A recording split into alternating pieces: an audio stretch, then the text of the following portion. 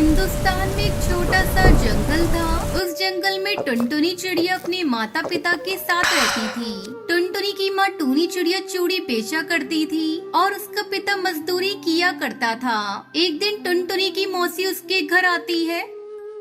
अरे ओ टुनटुनी दीदी, आपने टुनटुनी के लिए अच्छा रिश्ता बताने को बोला था ना। एक बहुत अच्छा रिश्ता मिला है। तुम चाहो तो टुनटुनी की शादी कर दो। बहुत बड़ा घराना है, उनके पास बहुत धन दौलत है। अपनी बेटी रानी बनकर रहेगी।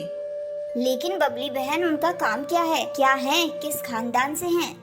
तब तक आप लोग कमेंट पे बताएं 78 into 1 कितने होते हैं। काम की तो मत पूछो दीदी, उनके एक काम हो तो बताऊं, सैकड़ों काम हैं। तुम ज्यादा मत सोचो, बस टुनटुनी की शादी की तैयारी शुरू कर दो। अपनी टुनटुनी के तो भाग खुल गए जो इतने बड़े रईसों के घर जा रही है। जल्दी टुनटुनी और कालू कौवे की शादी हो जाती है। शादी के अगले दिन टुनटुनी के साथ सुंदरी कौवी उसे आवाज लगाती है। अरे ओ महारानी, कितनी देर तक सोती रहेगी? सवेरा हो गया है, जल्दी से उठकर चाय नाश्ता बना कर ला। माँ जी, अभी बनाकर लाती हूँ। तू कान खोलकर सुन ले, इस घर में तेरी हैसियत एक नौकरानी की है। सुबह उठकर अपने काम पर लग जाया कर। माँ जी, कल रात से कालू जी घर नहीं आए हैं। कहाँ है वो? दिखाई नहीं दे रहे हैं। तुझे उससे क्या मतलब? मेरा बेटा मॉडर्न है, मना रहा होगा कहीं अपने दोस्तों के साथ पार्टी। तुझे उसकी चिंता करने की कोई जरूरत नहीं। जब उसकी मर्जी होगी वो घर आ जाएगा। उसकी चिंता करने के लिए मैं अभी जिंदा हूँ। माँ जी, कैसी बातें कर रही हैं? मैं उनकी पत्नी हूँ, उनकी चिंता मुझे होगी ना। मैंने तुझसे चाय नाश्ता बनाने को बोला था, जा जल्दी से बना कर ला। कल ही तो इस घर में आई है, अभी से हुक्म चलाना शुरू कर दिया। दुखी मन से टुनटुनी रसोई में चाय बनाने चली जाती है। रात को कालू शराब के नशे में धुत घर लौटता है। ये क्या कालू जी, आपने शराब पी रखी है? आपके मुंह से बदबू आ रही है। माँ, किस गवार से आपने मेरी शादी करा दी है? क्यों रे करमजली, तू मेरे बेटे से इस तरह से बात करेगी? तुझे कितनी बार बताना पड़ेगा कि तू इस घर में एक नौकरानी से बढ़कर कुछ भी नहीं। चल हट यहाँ से, मैं अपने बेटे को उसके कमरे में ले जाती हूँ।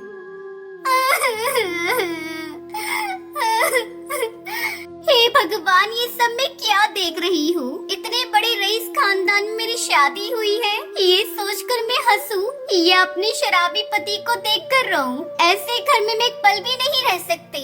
कल ही मैं अपने माँ पिताजी के पास चली जाऊंगी।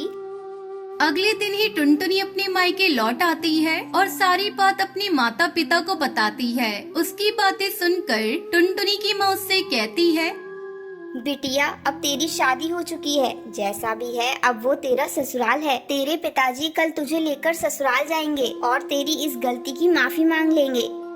ये तुम कैसी बातें कर रही हो माँ? मैं तुम्हारी बेटी हूँ, तुम कुछ भी कर लो, मैं अपने ससुराल नहीं जाने वाली। मैं आप पर बोझ नहीं बनूंगी माँ। मैं आपकी तरह चूड़ी बेचकर अपना गुजारा करूँगी। टुनटुनी बाजार में चूड़ी ले जाकर बेचने लगती है। चूड़ी ले लो, चूड़ी, रंग बिरंगी चूड़ियाँ ले लो, कांच की चूड़ियाँ ले लो, सस्ती और रंग बिरंगी चूड़ियाँ ले लो, चूड़ियाँ। टुनटुनी को बाजार में चूड़ियाँ बेचते देखकर उसकी पड़ोसन हरिया काकी उससे कहती है, तेरे साथ बहुत बुरा हुआ टुनटुनी। तेरी माँ ने जल्दबाजी में तेरी शादी कर दी। उन्हें उस घर के बारे में पता करना चाहिए था। तूने बहुत अच्छा किया जो अपनी मायके चली आई। हाँ काकी, उस घर में घुट घुट कर मरने से अच्छा है कि मैं अपनी जिंदगी अपने तरीके से जीऊं, ना कि किसी की गुलामी कर कर। इस तरह टुनटुनी चिड़िया चूड़ी बेचकर खुशी खुशी रहने लगी। एक समय की बात है, जंगल के बीचों बीच दो पेड़ खड़े थे। एक पपीते का पेड़ था और एक आम का पेड़। वो स्वभाव से ही विनम्र और हंसमुख था। हर पतझड़ के मौसम में पक्षी उसके फल को चुगने आते। गोरैया उसकी शाखाओं में घोंसला बनाती और चिड़ियाएं उसके लिए खुशी खुशी गाती। पेड़ खुशी खुशी सभी पक्षियों को स्वागत करता और उनके साथ गाता। पपीते का पेड़ बिल्कुल भी उदार नहीं था। वो हमेशा अपने रूप का बहुत ख्याल रखता था। वो बहुत अधिक अभिमानी था कि वो ज्यादा ऊंचा है और ज्यादा हरा भरा भी। उसने कभी भी किसी पक्षी को अपने ऊपर बैठने नहीं दिया। तुम्हें किस बात का इतना घमंड है? हर एक वृक्ष की अपनी छाया होती है। सच? तो फिर उन्हें मेरी छाया में बैठने की क्या जरूरत है? जानते हो क्यों? क्योंकि हर वृक्ष की मेरे जैसी बढ़िया छाया नहीं होती। मुझसे बात करने का कोई फायदा नहीं, दफा हो जाओ। वहाँ उस आम के पेड़ पे जाओ, तुम सब मेरे बालों के स्टाइल को बिगाड़ रहे हो। तब तक आप लोग कमेंट में बताएं 70 - 35 कितने होते हैं? तुम्हारे बाल है ही कहाँ? ठीक है, फिर तुम मेरे पत्तों के स्टाइल को गड़बड़ा रहे हो। क्या तुम खुश हो? चलो भी पपीते, वो केवल घोंसला बनाना चाहते हैं। तुम कभी खुद पर पंछियों को बैठने नहीं देते हो। वो बहुत ही सुंदर हैं और वो बहुत ही सुरीले गीत गाते हैं। हाँ, उबाऊ गीत। अब सुनो, मैं किसी को अपने पत्तों के नजदीक नहीं आने दे रहा हूँ। वो मेरी सुंदर टहनियों को बिगाड़ देंगे। तुम उन्हें अपने ऊपर बैठने दो। तुम मेरे से नाटे हो और तुम वैसे भी कुछ खास नहीं लगते। क्या बात कर रहे हो? तुम जो बात कर रहे हो वो बहुत ही बेहुदी और अजीब है। ऐसे ही दिन गुजरते गए। आम के पेड़ और पपीते के पेड़ के बीच कुछ नहीं बदला। जब आम का पेड़ पूरा दिन मुस्कुराता गुनगुनाता रहता, पपीते का पेड़ किसी से बात नहीं करता था। एक दिन टुनटुनी चिड़िया अपने बच्चों के साथ जंगल में दाखिल हुई। टुनटुनी चिड़िया ने पपीते के पेड़ को देखा। अरे ये पेड़ बड़ा और मजबूत है, ये हमारे घोंसले के लिए उचित होगा। हम अपना घोंसला यहाँ बना सकते हैं। क्षमा करना, किसने कहा कि तुम घोंसला बना सकते हो? मुझे अपनी टहनियों पर तुम्हारा घोंसला नहीं चाहिए और मेरे पास बेहतर काम है। तुम एक वृक्ष हो और एक ही जगह जड़ से जड़े हुए हो। तुम्हारे कहने का क्या मतलब है कि तुम्हारे पास बहुत काम है?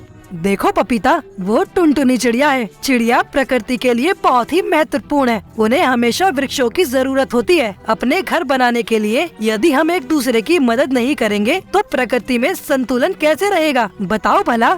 अगर प्रकृति मेरी टहनियाँ नष्ट करना चाहती है तो मुझे इतना मजबूत और खूबसूरत कभी नहीं बनाती। मैं प्रकृति की एक खूबसूरत रचना हूँ, इसलिए मैं प्रकृति की खातिर अपने आप को खूबसूरत रखना चाहता हूँ। और तुम मुझे भाषण दे रहे हो? अगर तुम्हें प्रकृति की इतनी ही परवाह है तो तुम ऐसा करो, तुम इन चिड़िया को खुद पर एक घर बना लेने दो और मुझे तंग करना बंद कर दो।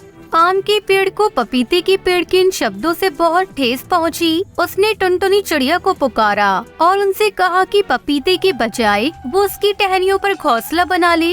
अरे तुम कितने दयालु हो आम, हमें अपना घोंसला बनाना यहाँ बहुत पसंद आएगा। और तुम्हारे पास से कितनी मीठी खुशबू आ रही है। ओह धन्यवाद मेरी टुनटुनी, मैं बहुत खुश हुआ। टुनटुनी ने अपना घोंसला आम के पेड़ पर बनाया और शांति से वहाँ रहने लगी। आम के पेड़ को कोई विघन नहीं पड़ा उनके चहचहाने से, न ही उनके बच्चों के खेलने से। दूसरी ओर पपीते के पेड़ को जो कोई भी नजर आता वो उस पर चिल्लाता। तुम्हारी ये गपशप मुझे परेशान कर रही है, थोड़ा खामोश हो जाओ। तुम पक्षी इतने ज्यादा चहचहाते हो, क्या तुम्हारे लिए हमेशा गाना जरूरी है?